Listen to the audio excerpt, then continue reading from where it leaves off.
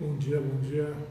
Estamos começando daqui a pouco a live do meio-dia. A gente sempre costuma entrar um pouquinho antes, amém?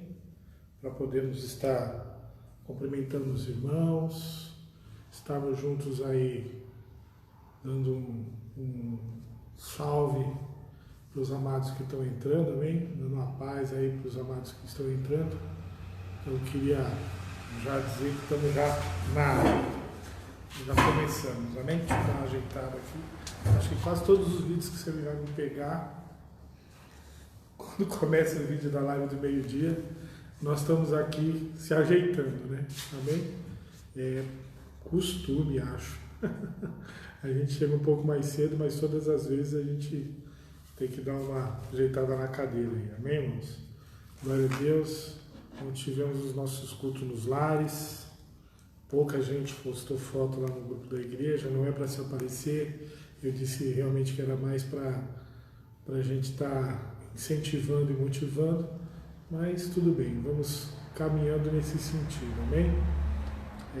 Daqui a pouco nós vamos estar começando. Começamos sempre ao meio-dia. E ao meio-dia a gente vai estar começando a nossa live. Mas vamos estar cumprimentando os amados que vão chegando. O irmão Marcelo está chegando aí, Marcelo Andrade, boa tarde, né? Glória a Deus. Irmão Maeli, Deus abençoe, está chegando também no Facebook, alguns outros irmãos no Instagram, alguns eu não consigo ver, amém? Se você quiser dar um ok, dar uma acenada, a gente vai cumprimentando, vai identificando aí, dando a paz, amém? No final a gente vai sempre fazer uma oração, sempre estar apresentando a vida dos irmãos em oração, amém? Glória a Deus. Eu queria até, depois a gente vai falar mais no final, a respeito de algumas atitudes que nós vamos começar a fazer agora para o retorno da igreja, para a relação de cultos, amém? E o que nós vamos precisar. Glória a Deus. Mãe Livânia está chegando aí. Deus abençoe. Amém. Glória a Deus. Estamos daqui a pouquinho começando. Amém? Só segure aí uns 3 minutinhos para a gente estar recebendo mais o pessoal. O pessoal do Facebook entra um pouco mais cedo. O pessoal do Instagram entra um pouco mais tarde, né? Mas glória a Deus. Estamos começando a segunda-feira. Amém? Estamos aí nessa batalha. Paz, Elisânia. Glória a Deus. Nós estamos ainda, né?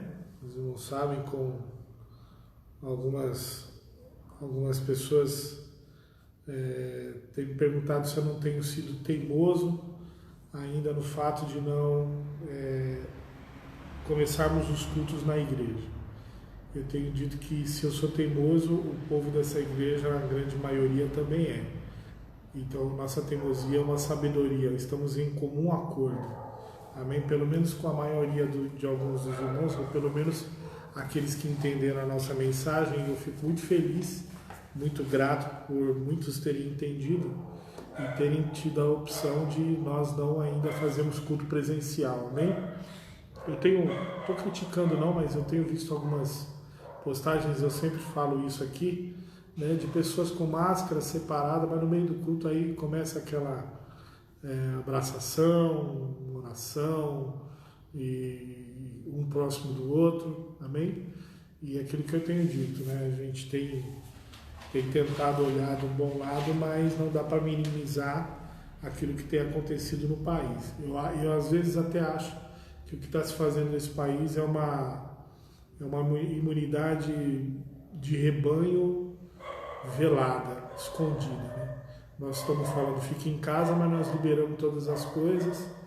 As pessoas que têm a responsabilidade social abrem as suas portas e o povo, muitas vezes, na sua necessidade e na sua ansiedade, não entende, vão para o meio da reunião, adoecem, e aí nós vamos realmente criar uma imunidade. Daqui a alguns meses nós vamos ter uma grande quantidade de pessoas da sociedade imunes ao coronavírus, né, ao Covid-2 ou Covid-19 que a gente fala, né?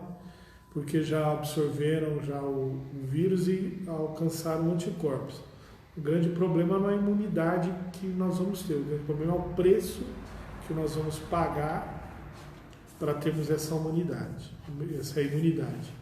Então, assim, nós vamos ter perdas de vidas, e eu fiquei impressionado, inclusive, gostaria até, se alguém vai se ofender com isso, me perdoe. Eu saí do grupo de pastores aqui da cidade de Indaiatuba, porque não dá para ver alguns líderes minimizando a questão de perdas. Essa conta imbecil que se faz, irmãos, de que, olha, 97% foram curados, apenas 0, tantos por cento é que morreram. Então nós estamos ainda no sucesso. Não, 0, se você tivesse no 1%, se você tivesse na conta do 1%, se fosse no seu caso que você estivesse perdendo a sua vida, a minha pergunta para você era: será que você gostaria de estar nesse 1%? Nós falamos do 1% porque estamos nos 99% que ficaram vivos.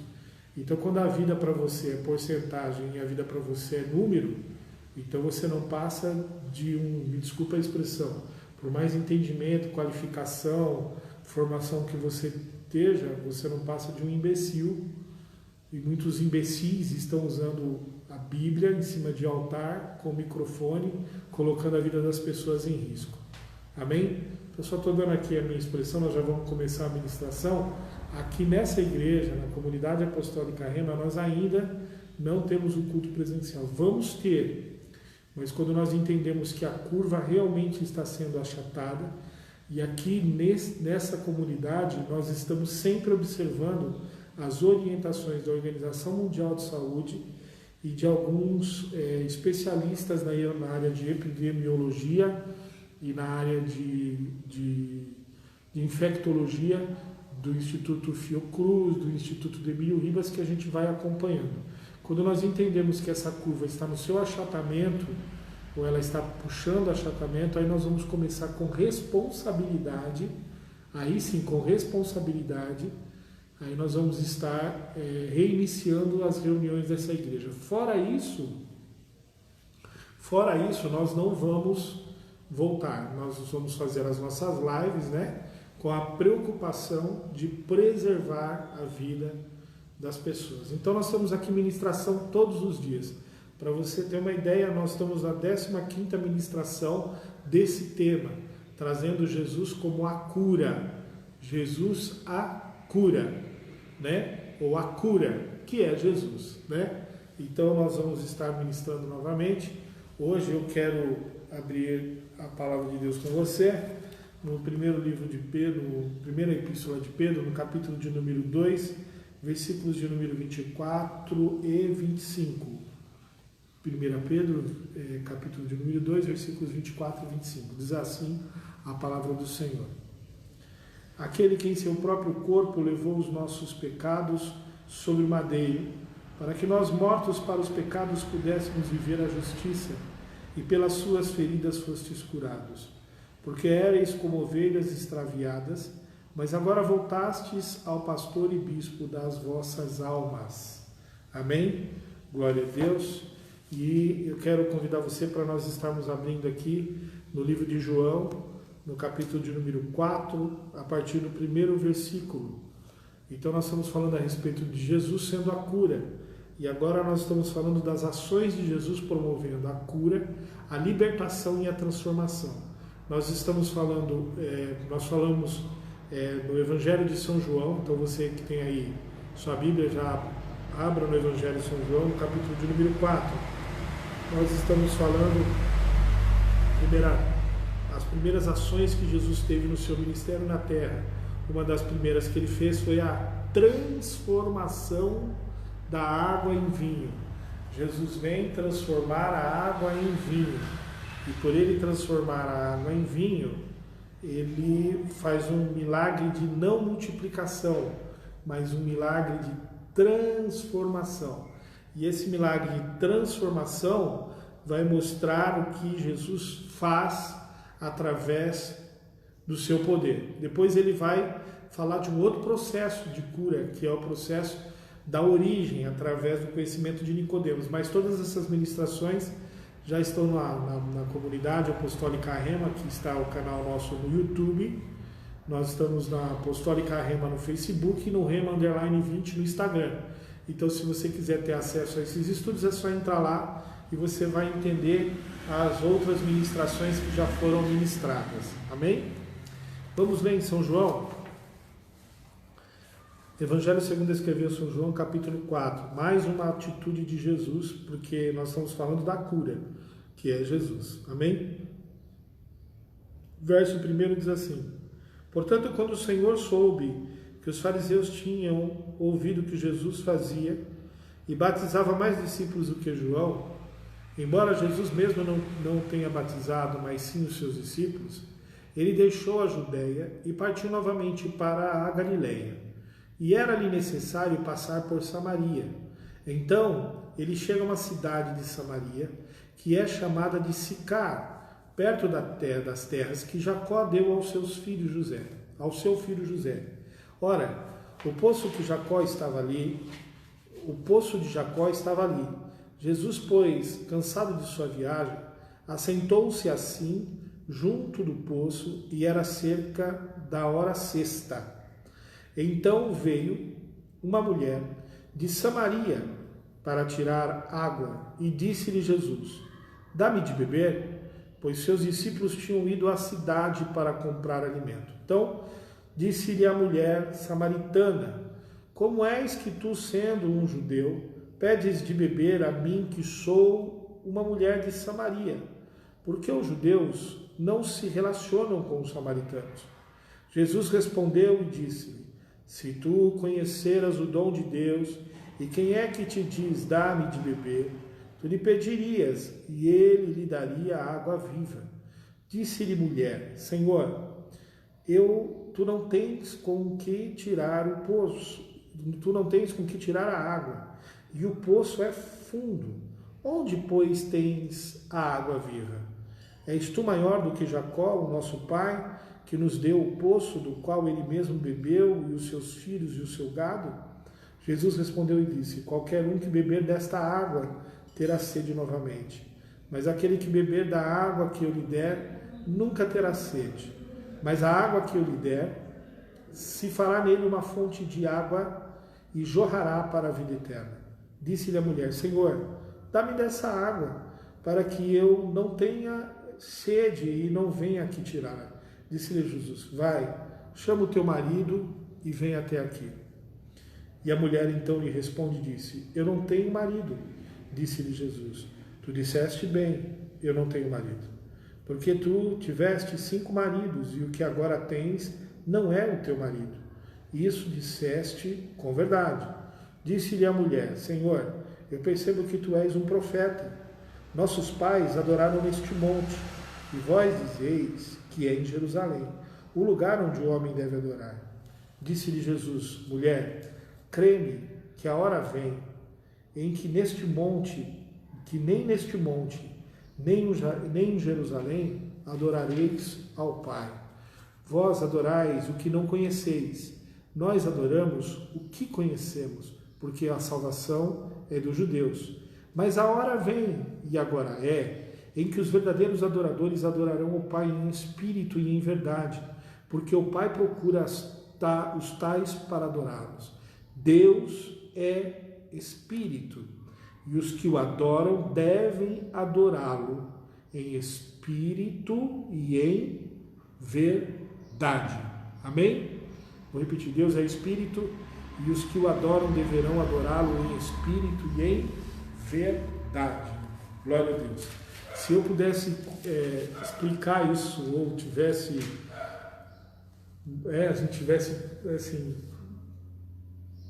eu olhando para isso, eu olho sempre naquela passagem de novo de Romanos 12, porque Jesus está falando aqui nada mais novamente de culto, né? Jesus volta aqui e ele vai novamente falar sobre isso, mas como nós estamos transcorrendo a respeito de Jesus agindo através de cura, porque o ministério de Jesus, isso é importante nós termos dentro do nosso coração, que o ministério de Jesus, ele é todo voltado ao processo de trazer cura. Essa é a missão de Jesus. Ele diz, quando ele senta na sinagoga, no começo de Mateus, na sinagoga de Cafarnaum, ele vai explicar e ele vai ler Isaías, ele vai falar exatamente sobre a sua missão. Ele veio para libertar os oprimidos, libertar os cativos, essa é a mensagem. Levar sobre ele todas as nossas transgressões, todas as nossas maldições. E Pedro, no capítulo que nós lemos agora, no capítulo 2, a primeira epístola de Pedro 2, 24 e 25, ele vai falar que pelas suas feridas nós fomos curados.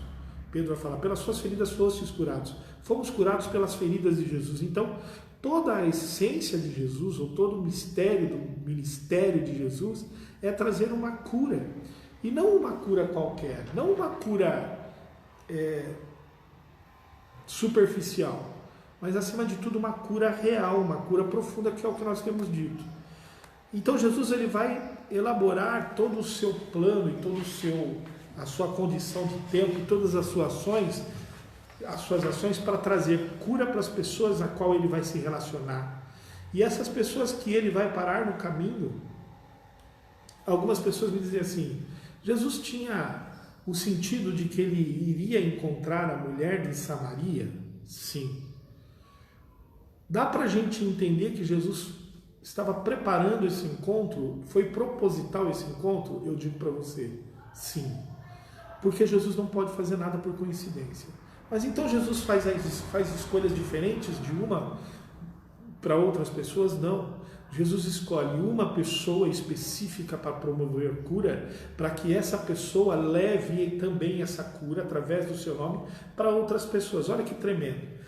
Deixa eu só, antes da gente entrar nisso aqui, só para a gente entender. A Bíblia diz que Jesus vai para a cidade de Gadar.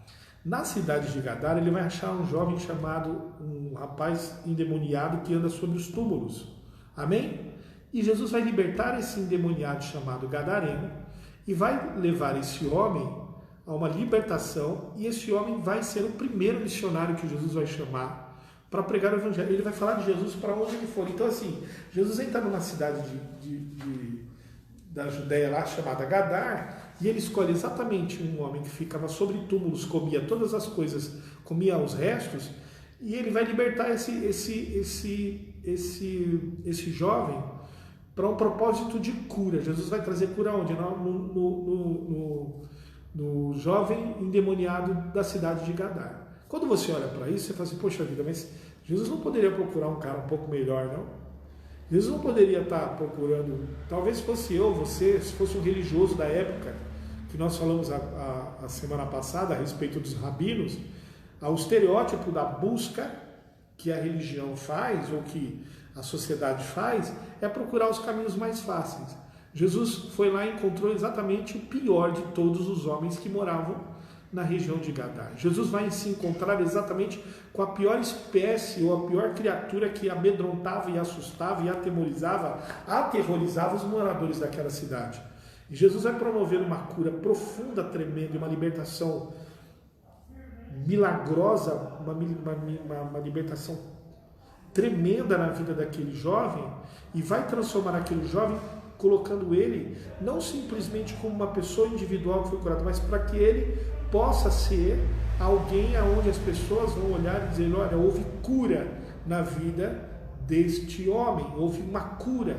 O que aconteceu na vida desta pessoa, sendo a pior de todas, hoje ela se torna a maior referência de um milagre, de uma cura. Amém? É assim que Jesus faz. Só que Jesus ele não faz acepção de pessoas. Amém?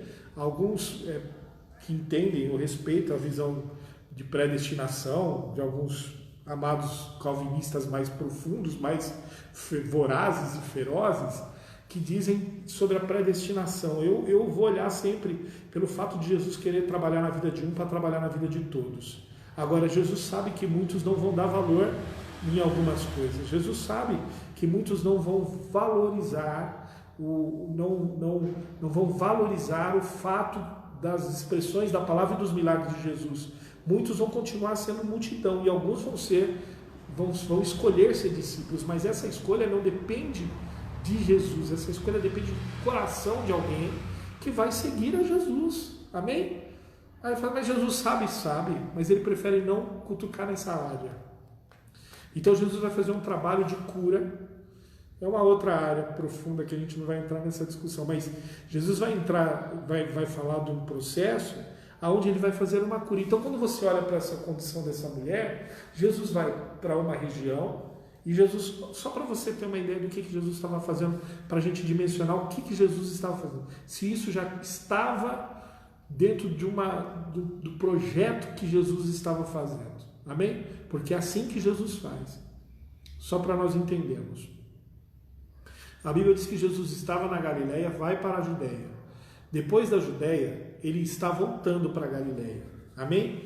Então, só para você entender a condição do que nós estamos tentando mostrar, ninguém, na grande maioria, os judeus e os samaritanos, e aí nós vamos depois falar um pouco sobre a história entre eles, mas geograficamente você faria um caminho muito mais longo, um caminho maior, para sair fora das terras dos samaritanos. Você não passaria, nenhum judeu passaria, né? Eles evitariam passar sobre o caminho que Jesus passou. Então, quando você vai ler o versículo de número 3, acho que é o número 3, eu estou ruim de óculos aqui, número 4, vai estar escrito assim: e era-lhe necessário passar por Samaria. Escuta, essa necessidade de passar por Samaria não era dos discípulos, não era do caminho, era só de Jesus. Jesus tinha necessidade. João está dizendo uma expressão pessoal. A origem dessa palavra, ela está dizendo que era uma necessidade pessoal, era algo pessoal. Jesus queria passar por Samaria, porque nenhum judeu passaria por Samaria. Os judeus, eles descem por um outro caminho, eles vão beirando a margem do Rio Jordão para não passarem por essa terra, porque a terra de Samaria ficava do outro lado do Jordão. Não dá para explicar muito menos isso, não dá para explicar agora isso, porque é muito complicado para a gente falar sobre esse tempo todo. Mas para você ter uma ideia, um judeu não passaria por essa terra. O judeu ele faria um caminho maior por causa da desavença. E não era uma desavença qualquer, nós estamos falando de ódio verdadeiro, de repugnância histórica, de afastamento de classes. Nós estamos falando de algo mais grave do que brasileiros e argentinos na sua rivalidade esportiva, ou seja lá o que for, né? Que existe toda essa rivalidade. Nós estamos falando de uma intriga maior, de uma coisa mais histórica, mais inserida dentro da verdade histórica de Israel. Depois nós vamos entender um pouco mais sobre isso. Mas Jesus ele não vai isso por uma coincidência. Ele faz questão de passar por um lugar aonde ninguém iria passar. Um judeu normal não vai passar. Os seus discípulos estão seguindo, então os seus discípulos vão até com ele.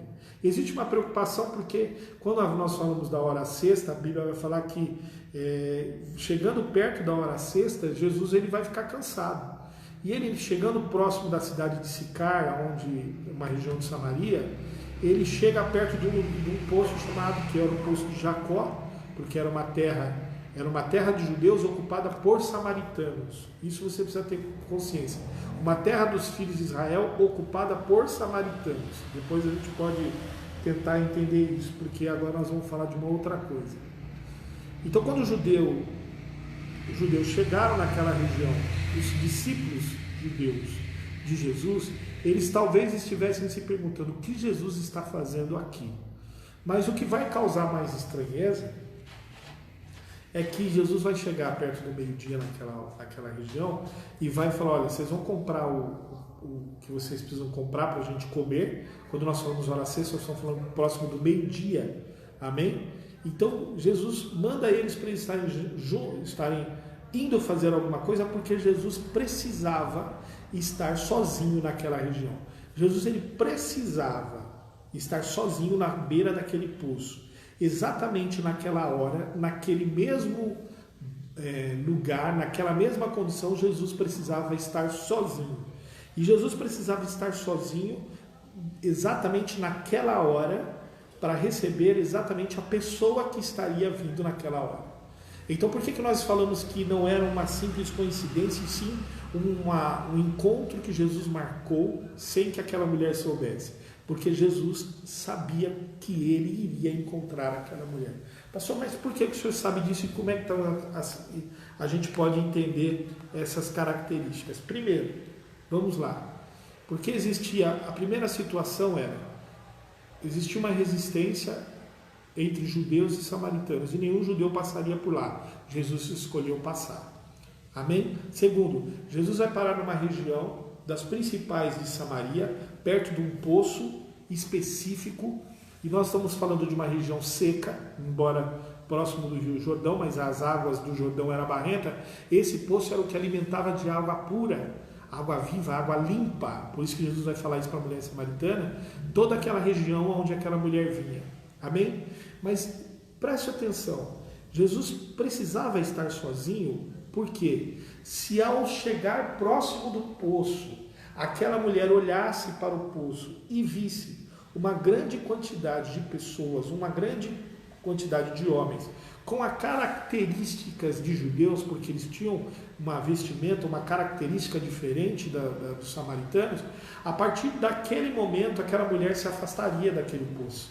Então Jesus não poderia ter companhia naquele lugar para encontrar aquela mulher, ele precisava estar sozinho para encontrar aquela mulher. E por que Jesus vai estar naquele horário, naquela beira do poço, exatamente na hora sexta ao meio-dia? Porque aquela mulher não ia buscar água de manhã. Oi? Você está aqui? Quem é que vai ao meio-dia andar com botijas de água ao meio-dia? Você evita ou não? Em pleno sol, imagina no verão, lá nós estamos falando de deserto. Estamos falando de região seca. Israel é uma região desértica até certo ponto. Amém? Não que não tenha, não é deserto puro, mas é uma região quente, desértica. E ao meio-dia, quem buscaria água nesse horário? E por que aquela mulher vai buscar água naquele horário? Jesus sabia que aquele horário era o horário daquela mulher, porque as pessoas daquela cidade, as pessoas daquela região, as pessoas daquele local iam buscar água pela manhã, enquanto o sol era mais cedo, e eles não tinham o castigo do sol para sacrificar o seu físico. Então Jesus não chegou de manhã porque ele não queria encontrar todos os samaritanos. Ele queria encontrar aquela mulher samaritana, porque ele sabia que ela tinha uma condição e que ela não iria buscar água exatamente no horário onde todos buscavam. Ela tinha que ir buscar água exatamente ao meio-dia, no calor do sol. Por que? Nós nos perguntamos. Porque aquela mulher já tinha um processo de rejeição. Então, por ela ter esse processo de rejeição, Jesus sabia que ela em específico, ou seja, deixa eu só arrumar aqui, irmãos, ela em específico, senão vai cair aqui, ela em específico, ela não poderia estar naquele horário.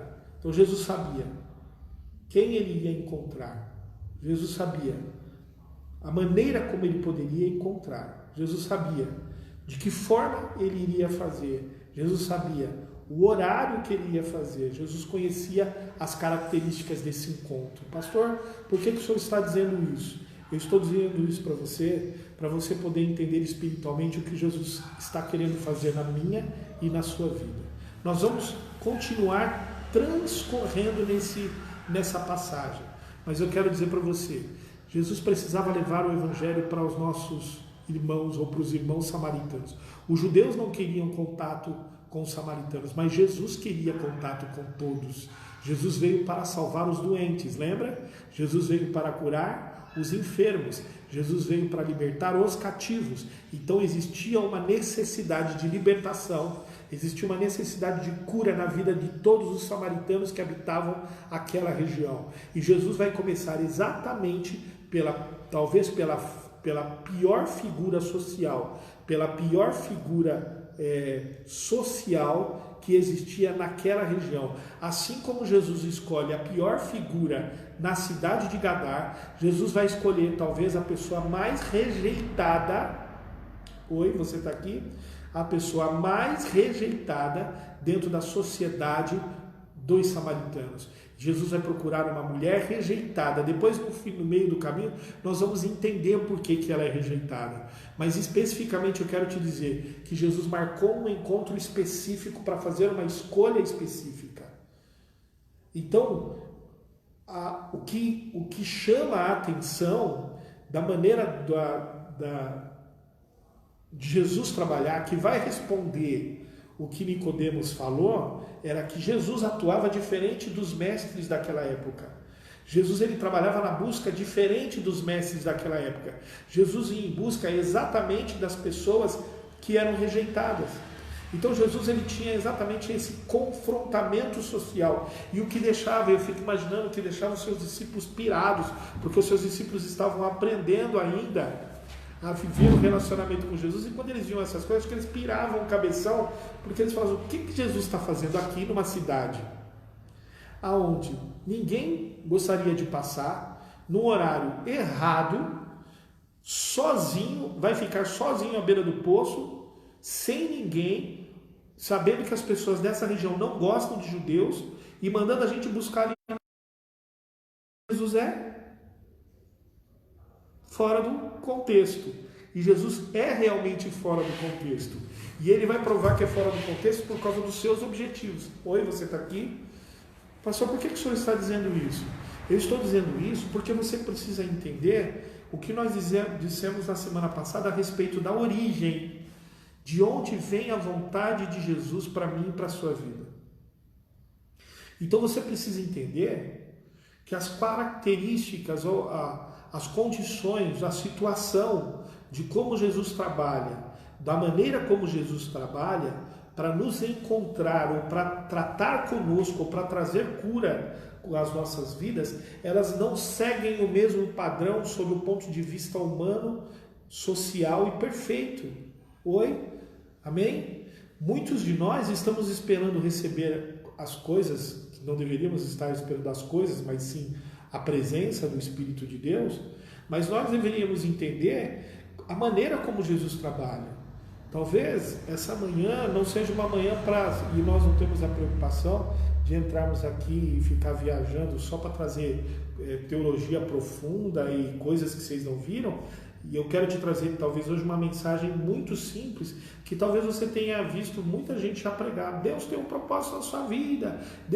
Talvez você tenha visto muita gente colocar a mão na sua cabeça e aí você senta, você chora, você rola, você fala, oh, Deus falou que tem um plano na minha vida e tal. Só que passa toda aquela emoção, passa tudo isso que aconteceu sobre aquela experiência que você viveu e você acaba não entendendo. Parece que nós estamos vivendo um ciclo. Imagina saco furado, sabe aquele saco furado? Você enche de água e a água vai saindo? Oi, você está aqui? Sabe aquele açúcar, saco de açúcar furado que você compra no mercado e quando você vai passar no carrinho, na hora que você vai passar lá, o saco está esvaziando? Nós espiritualmente estamos assim. Por que nós estamos assim? Porque nós recebemos a ministração da palavra de Deus, nós recebemos a palavra de Deus, Deus fala conosco, Deus usa as pessoas para falar conosco sobre coisas tão óbvias e tão reais, e a gente chora, se emociona, mas passou aquilo, nós vivemos, esperamos, nos relacionamos, sentimos, nos emocionamos e abalizamos a nossa fé, colocamos a nossa fé como se nós não tivéssemos entendido absolutamente nada, só choramos, só nos emocionamos, mas as nossas atitudes não comprovam ou não sustêm, não tem sustento naquilo que nós ouvimos de Deus. E talvez a coisa que você tenha mais ouvido da palavra de Deus sobre a tua vida é que Deus tem um plano sobre a tua vida, que Deus tem um projeto para você, que você é o que é porque Deus tem um propósito para a tua vida, que Deus tem planos para a tua vida. E quando você escuta isso, oi, você está aqui?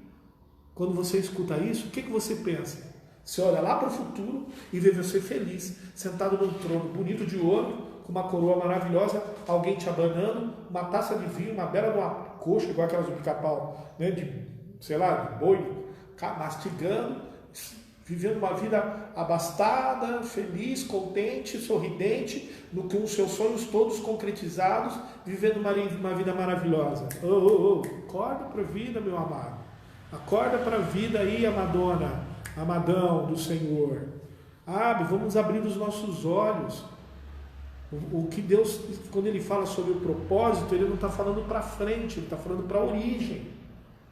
Ele não está dizendo para você que o propósito estabelecido é para concretizar os seus sonhos, mas o propósito estabelecido é em relação àquilo que você é, na origem daquilo que você fez, o que nós falamos semana passada.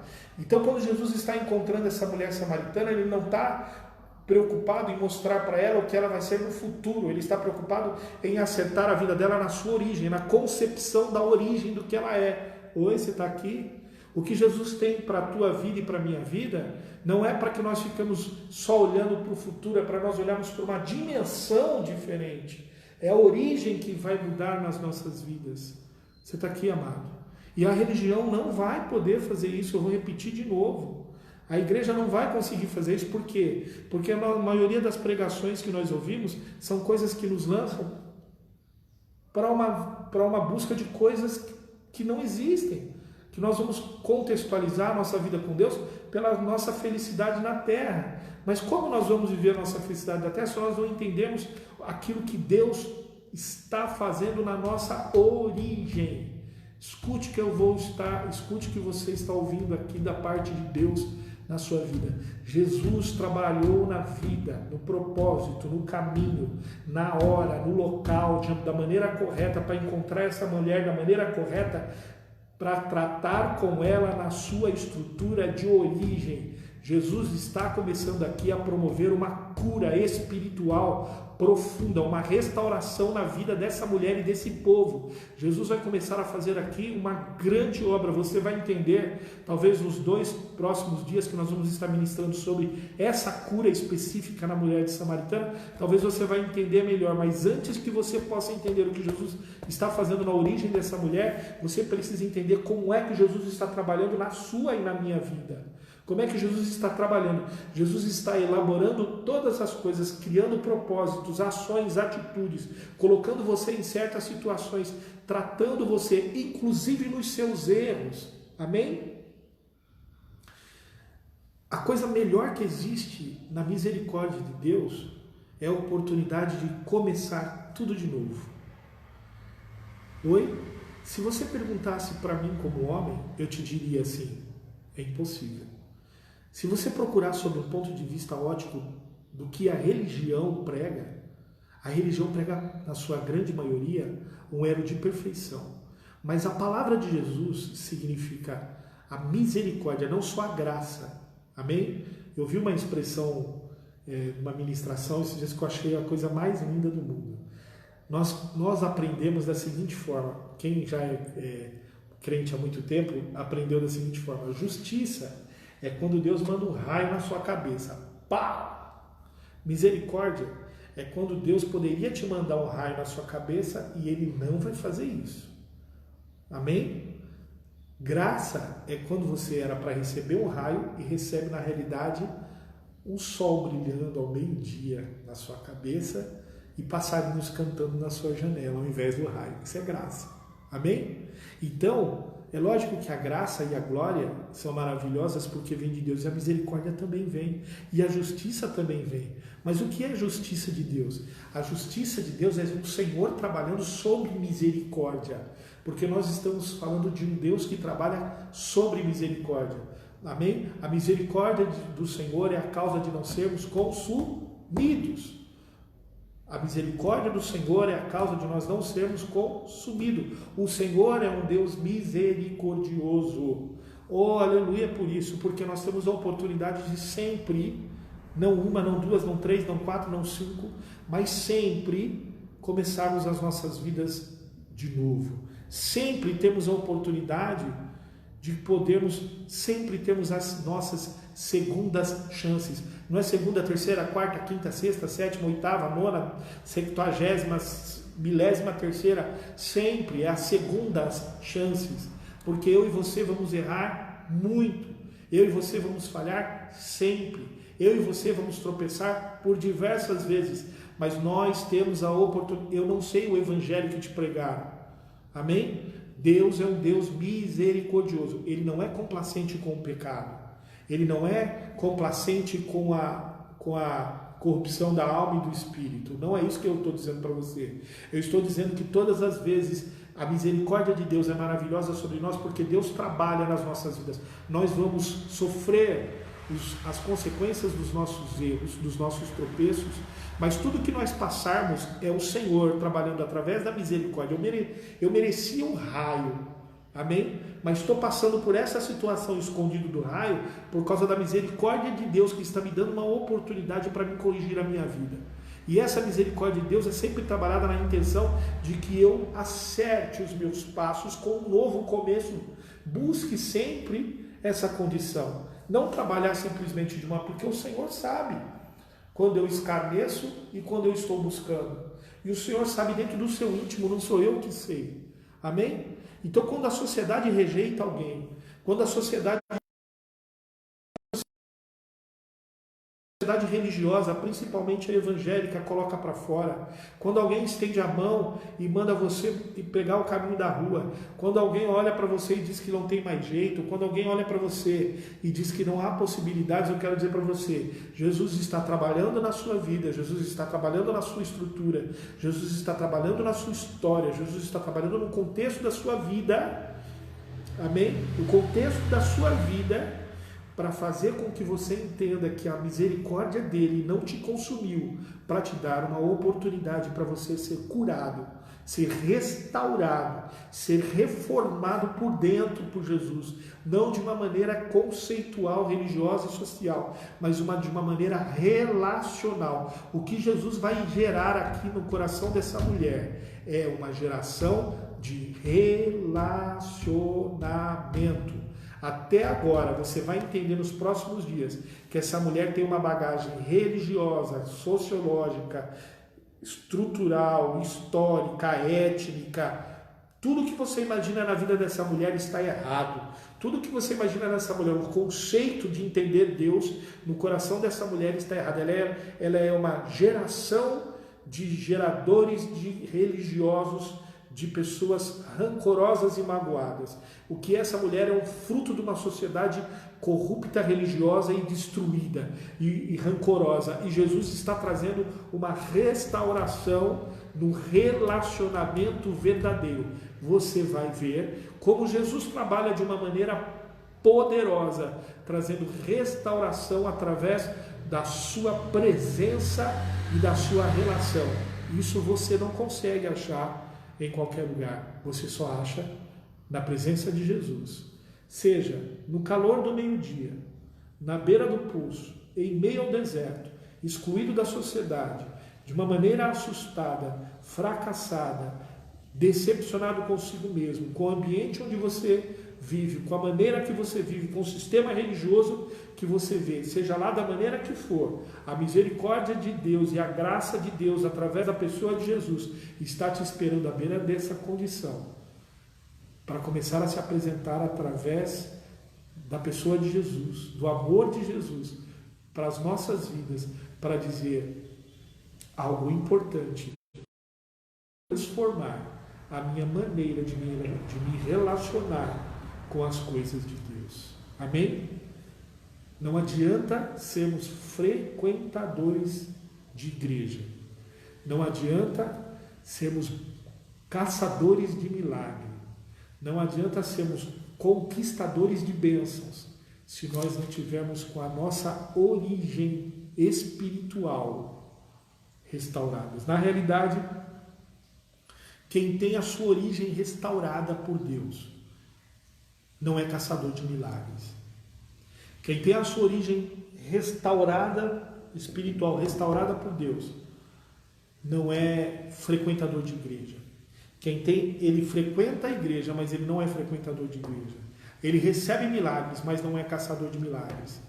Ele vive de bênção, mas ele não é conquistador de bênçãos. Você está aqui, irmão? Ele não é caçador de riquezas e prosperidade. Ele não é um jogador de fé. Ele não é um agiota. Ele não é um viciado em prosperidade divina. Me desculpa que eu vou falar, meu amado.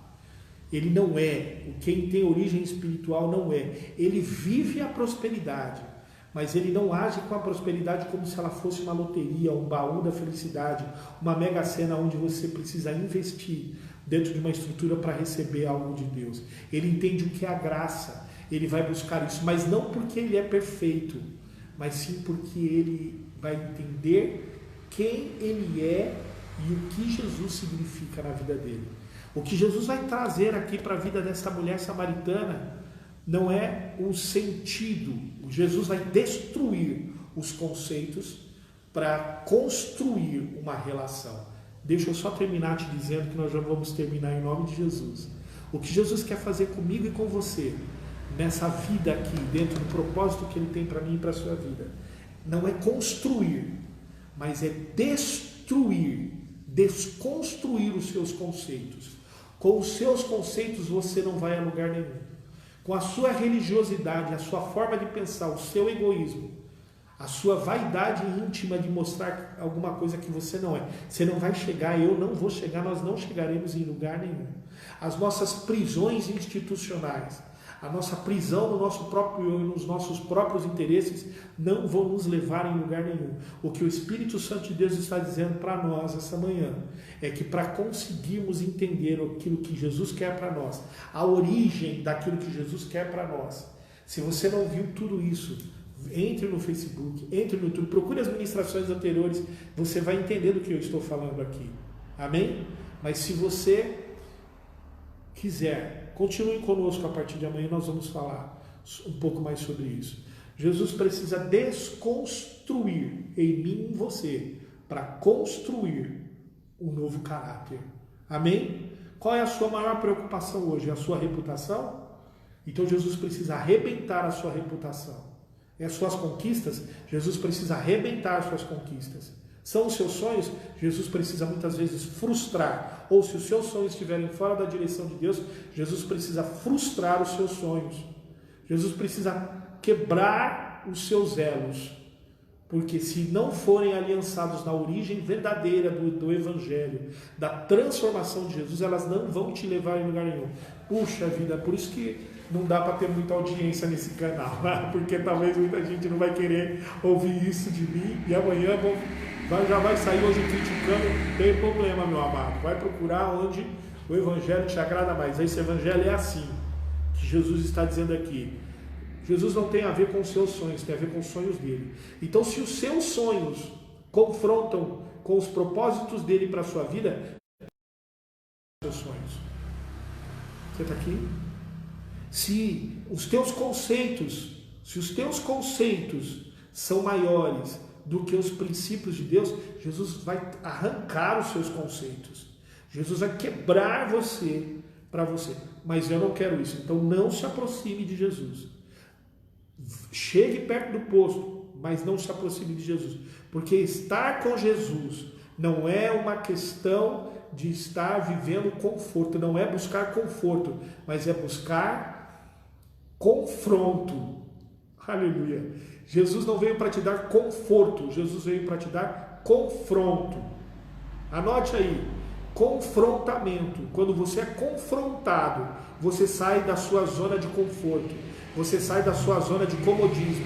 Você não vai chegar a lugar nenhum se você não sair da sua zona de conforto.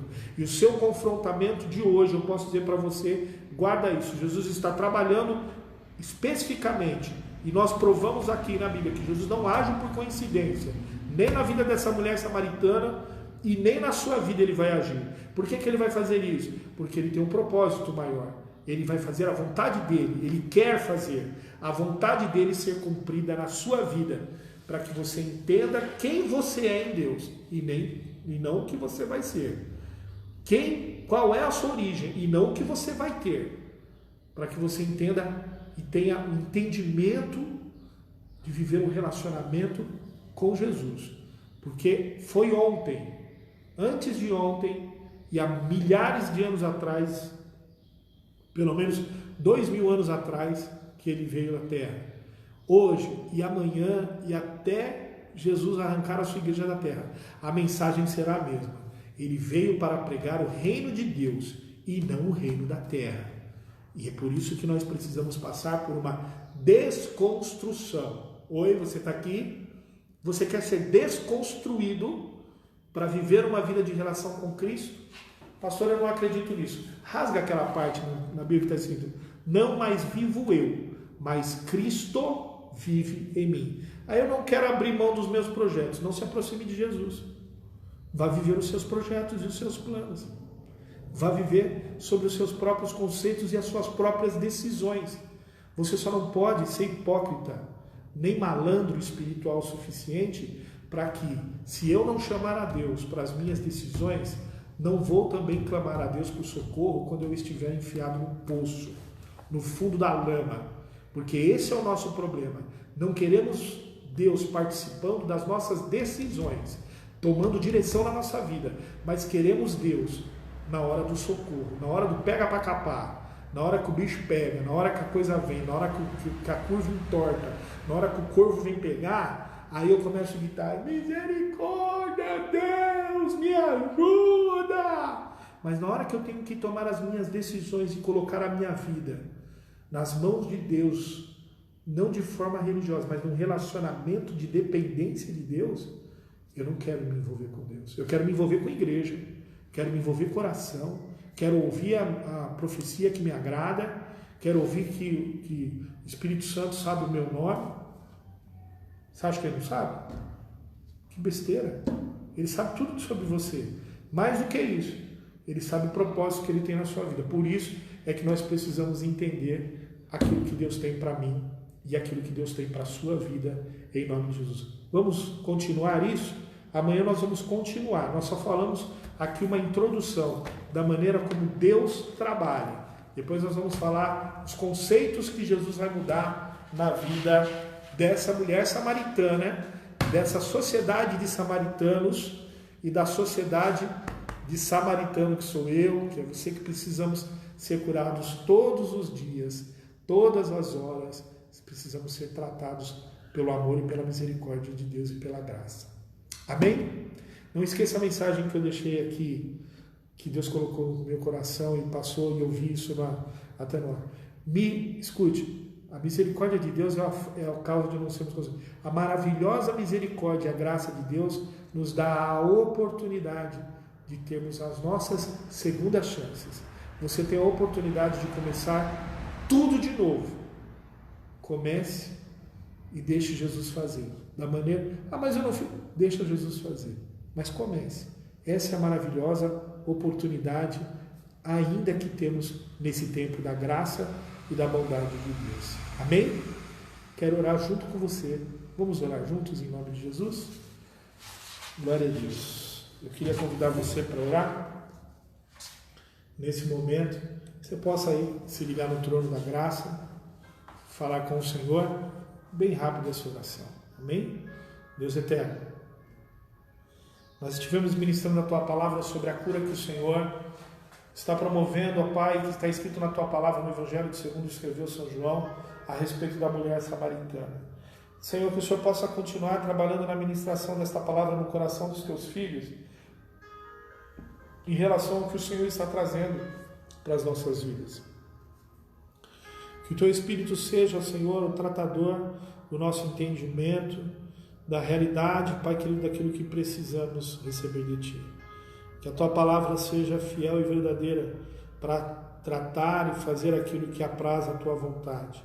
Que não seja a atitude humana, que não seja uma atitude religiosa, mas seja a atitude espiritual, da vontade do Teu Espírito, porque Tu és Espírito.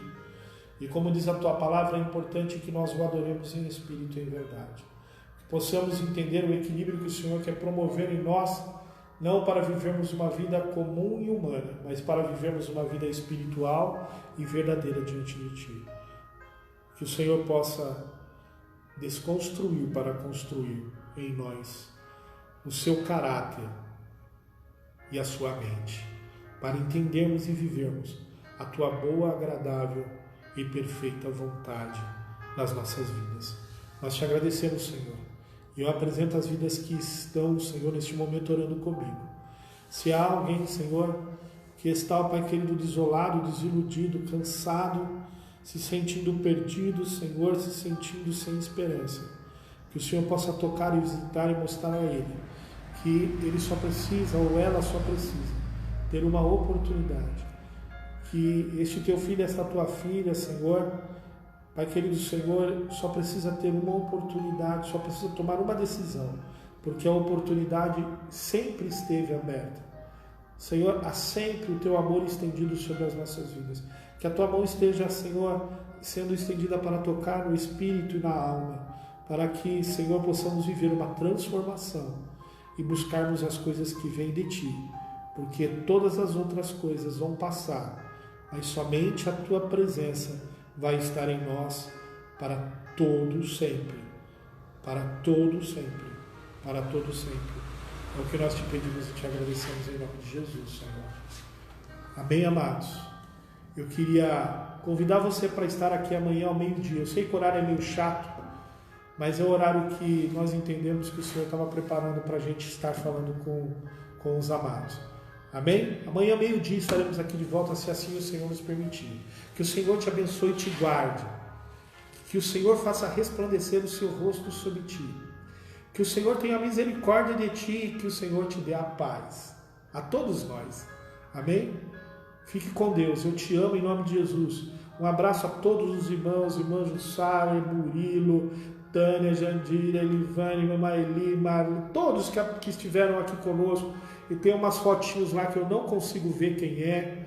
Amém? Mas que o Senhor te abençoe. Não sei se é o Fabinho ou é o Cebola. De longe não dá para ver. Mas eu estou vendo aqui alguns que expressaram. Amém? Que Deus te abençoe. Que Deus te guarde. Eu te amo em nome de Jesus. Fique com Deus. Até amanhã ao meio-dia. Deus te abençoe.